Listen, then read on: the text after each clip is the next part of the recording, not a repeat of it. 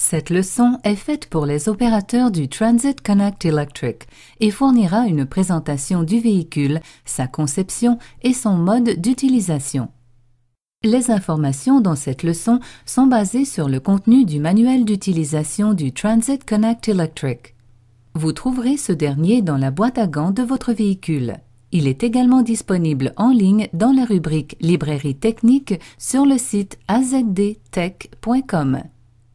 Avec cette information, vous serez capable de expliquer l'essentiel de l'utilisation de la transmission électrique et identifier les principaux composants, décrire les éléments particuliers à l'utilisation des freins, de la direction, du chauffage et de la climatisation, localiser les principaux composants et les éléments de maintenance sous le capot, expliquer les indicateurs et les témoins du tableau de bord, faire une liste des procédures à suivre pour le démarrage du véhicule, expliquer comment initialiser le système de récupération d'énergie au freinage et comment utiliser le levier de vitesse pour un véhicule manuel, faire une liste des étapes à suivre pour assurer l'utilisation optimale du véhicule selon les circonstances, appliquer la procédure recommandée pour le stationnement et l'arrêt du véhicule, faire une liste des étapes à suivre pour le chargement du véhicule, décrire les méthodes pour maximiser l'efficacité du chargement.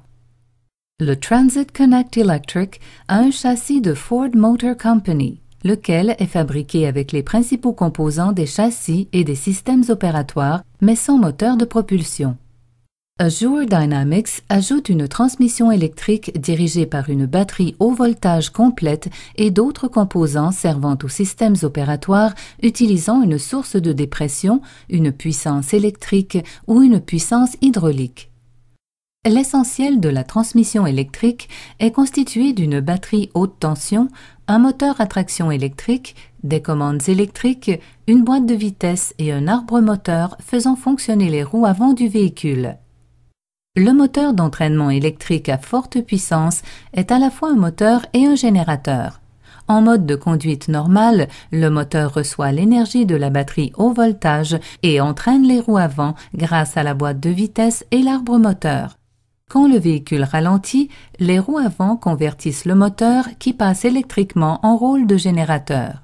Le ralentissement créé à la rotation du générateur par les roues est appelé freinage régénérateur, similaire au système de frein moteur existant sur les véhicules traditionnels. En plus d'assister le ralentissement du véhicule et de minimiser l'usage des freins, cette opération renvoie une tension électrique dans la batterie haut voltage. Le système de direction de ce véhicule est similaire à celui des véhicules traditionnels. L'assemblage de la direction assistée à crémaillère et les composants mécaniques de direction sont standards, mais une pompe hydroélectrique est utilisée pour apporter une pression à la direction assistée à crémaillère. Le système de freinage du véhicule est également similaire à un véhicule traditionnel, mais utilise une pompe à dépression électrique pour apporter une dépression au cerveau-frein. Puisqu'il n'y a pas de moteur à combustion interne servant de source de chaleur pour le chauffage de l'habitacle, le Transit Connect Electric a un système de pompe à chaleur électrique monté devant la traction sous le capot qui sert de source au chauffage dans l'habitacle. Bien que la batterie haut voltage ou ESS soit localisée sous le coffre arrière du véhicule et qu'il y ait des câblages et des circuits de refroidissement sous le plancher, la plupart des composants sont logés dans la partie avant du véhicule ou sous le capot. En utilisant la clé de contact pour libérer et ouvrir le capot, vous aurez accès aux principaux composants et aux éléments de maintenance. Vous trouverez le réservoir pour le système de refroidissement électrique, le réservoir du liquide de refroidissement pour le chauffage dans l'habitacle, le chargeur de batterie haut voltage derrière le moteur de traction, le réservoir du liquide de frein, la batterie 12 volts, l'unité de contrôle du véhicule ou VCU, le réservoir du liquide de direction assistée, l'unité de chauffage de l'habitacle, l'inverseur du moteur de traction et en dessous, le moteur de traction. Les informations sur les éléments sous le capot ainsi que les procédures à suivre pour vérifier et remettre à niveau les liquides se trouvent dans le manuel d'utilisation. Les indications du tableau de bord sont différentes de celles utilisées dans le Transit Connect standard. Sur le côté gauche du tableau de bord, un compteur de distance indique une estimation des kilomètres pouvant être parcourus avec l'actuel état de charge de la batterie au voltage. Plusieurs icônes se situent sur le compteur de distance. Ces icônes sont des témoins lumineux propres à différentes fonctions du véhicule. Vous trouverez la signification de chacune d'entre elles dans le manuel d'utilisation. Sur la droite du compteur de distance se trouve une jauge de température. Celle-ci indique la température du système de refroidissement régulant la température des principaux composants électriques de la transmission. Sur la partie droite du tableau de bord, vous trouverez le compteur de vitesse contenant un autre ensemble d'icônes servant de témoins lumineux pour d'autres fonctions. Celles-ci sont également expliquées dans le manuel d'utilisation. À gauche du compteur de vitesse, vous trouverez l'indicateur de l'état de charge de la batterie au voltage indiquant le niveau de charge de cette dernière. Le fonctionnement du véhicule est initié par l'utilisation de la clé de contact. La clé peut prendre 4 positions différentes. Off, ACC, accessoire, On, Start, démarrage. La position On est utilisée en mode de conduite normal, mais également lorsque le véhicule est branché au chargeur externe pour l'utilisation du système environnemental dès que nécessaire. La position Start est celle initiant le système électrique au voltage pour la mise en route du véhicule. Pour démarrer le véhicule, il faut insérer la clé de contact sur la position On, puis la tourner sur Start. Dès que le système électrique à haut voltage du véhicule est initialisé, le compteur de distance passe de 0 à la distance approximative possible à effectuer et l'indicateur de charge se déplace pour montrer l'actuel état de charge.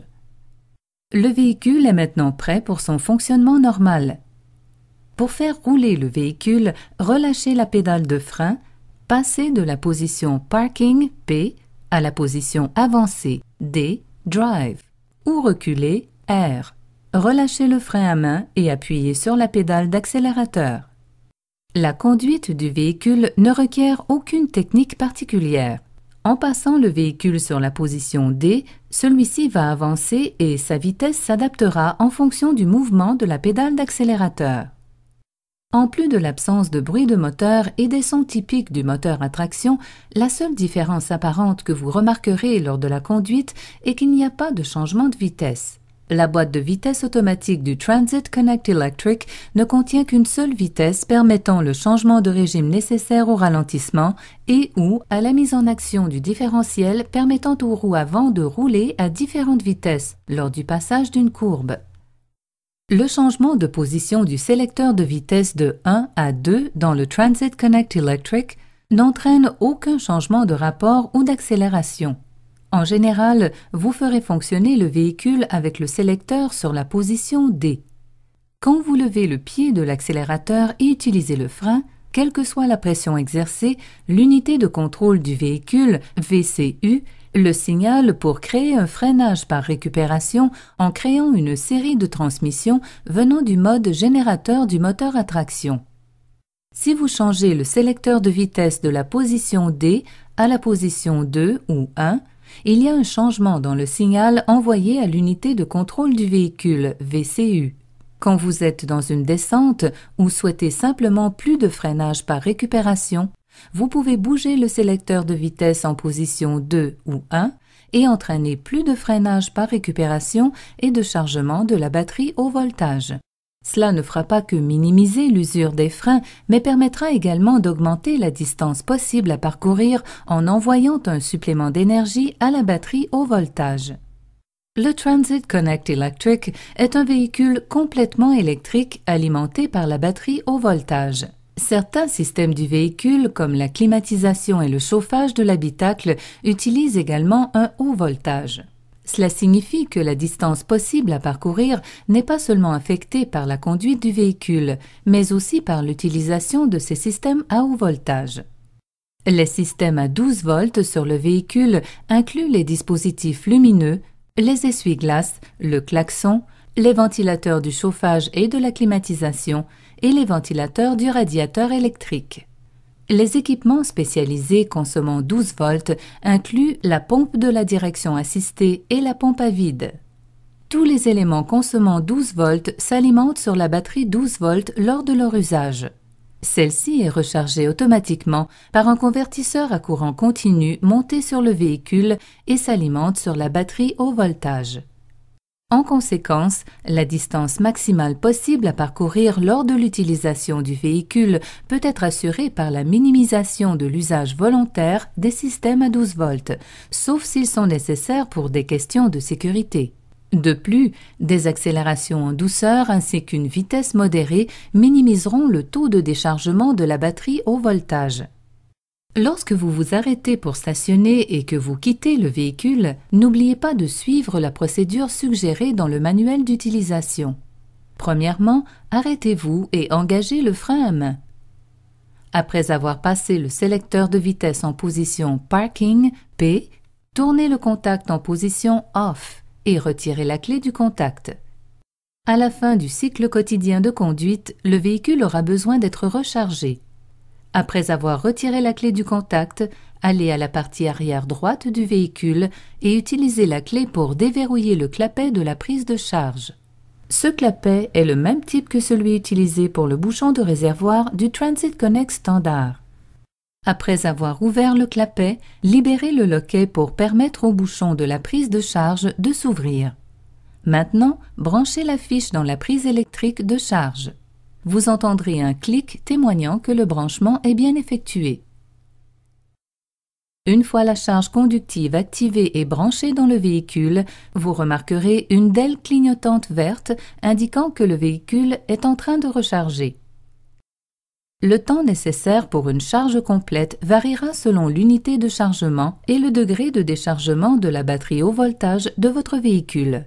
En général, vous aurez besoin de 8 à 10 heures pour une charge complète avec une charge conductive de niveau 2 produisant 208 à 240 volts.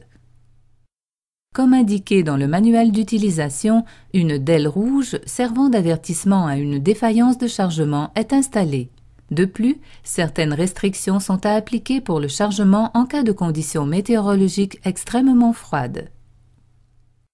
Si nécessaire, les systèmes environnementaux du véhicule, chauffage et climatisation, peuvent être utilisés lors du cycle de rechargement pour maintenir l'habitacle à une température adéquate. Ce préconditionnement peut être effectué en retournant dans l'habitacle. Insérez la clé de contact sur la position On et mettre, selon la convenance, le chauffage ou la climatisation en route. Cette utilisation est toutefois à éviter sauf en cas de conditions extrêmes, car cette opération rallongera le temps nécessaire au chargement de la batterie haut voltage de façon significative.